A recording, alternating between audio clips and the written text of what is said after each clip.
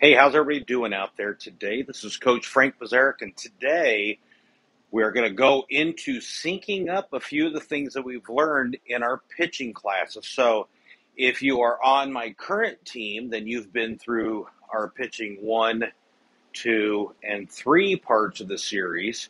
We're going to get into 4, which is direction and distance. How far do we stride out?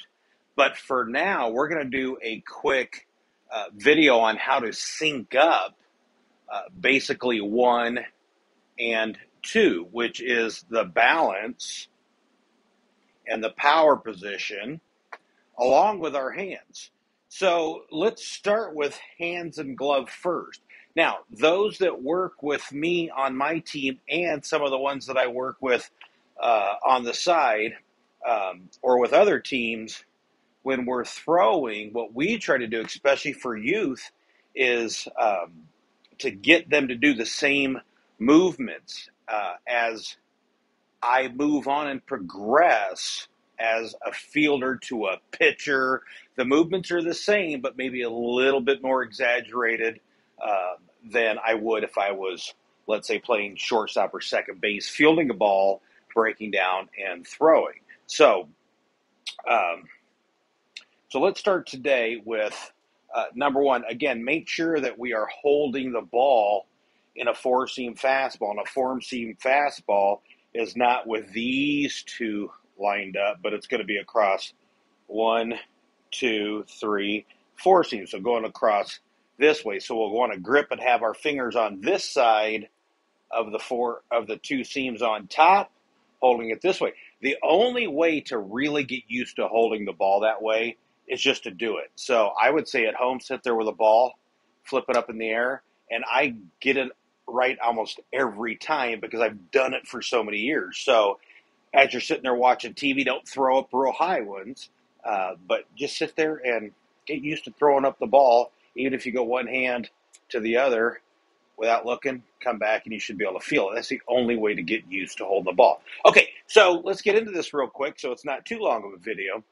Um, but what you want to do is, first of all, if I'm fielding an infield position, as I field the ball and come up, we always want to get our arms here so we can break and either throw an infield side dart, or if it's a longer throw, we're going to make a longer throw, so we'll break it out up. So we're always going to, I teach my players, Coach Megram Black teaches the same thing, but basically to break out into a U. So if I bend down a U, L, right? So we're in good position. Now, with pitching, we're still going to use the same motion. However, it's going to be a little bit longer because we need to get a little bit longer flow so we can get some more energy and momentum coming for when we come forward. But still, we're going to do the same thing.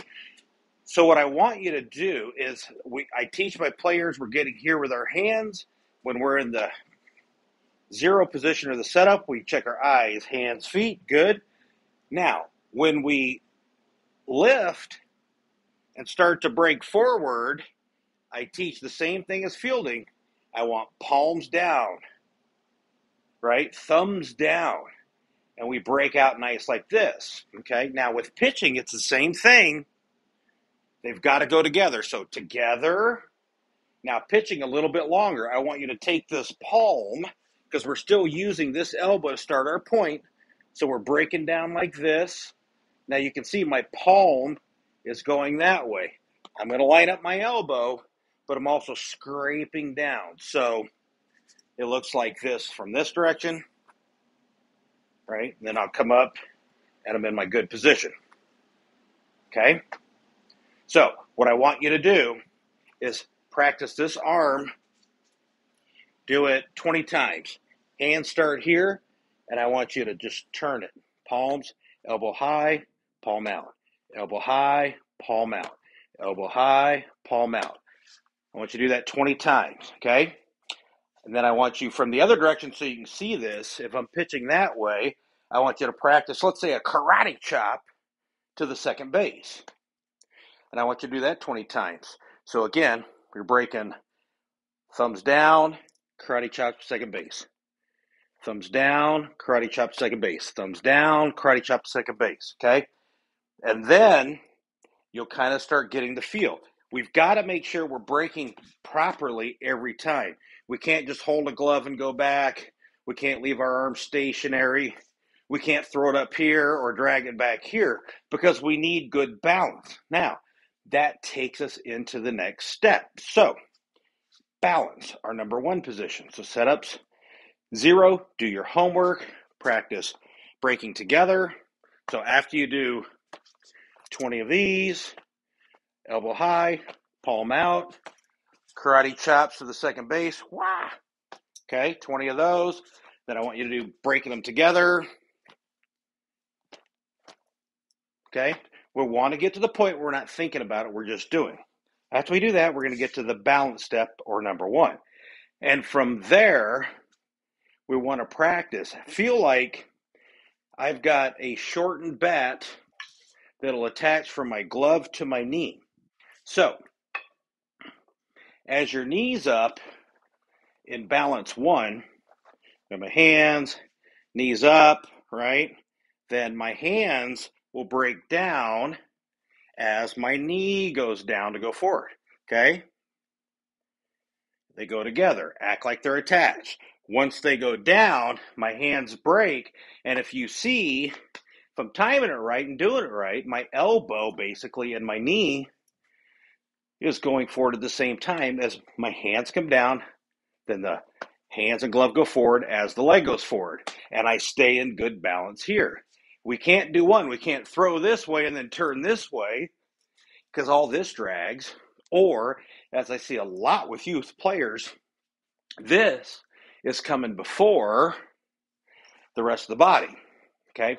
So my head, who said this? Coach Brent Main recently, I was watching one of his videos, said this, and the balance point of your body, I've always taught, of course, your balance part of your body is here, as in that's your center balance point, but your body's balance has gone off your inner ears. So after I heard it, I was like, oh yeah, that makes sense.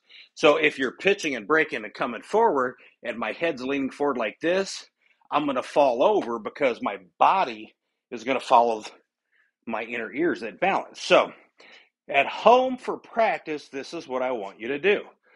Do your palms down, thumbs up, scrape, palm forward.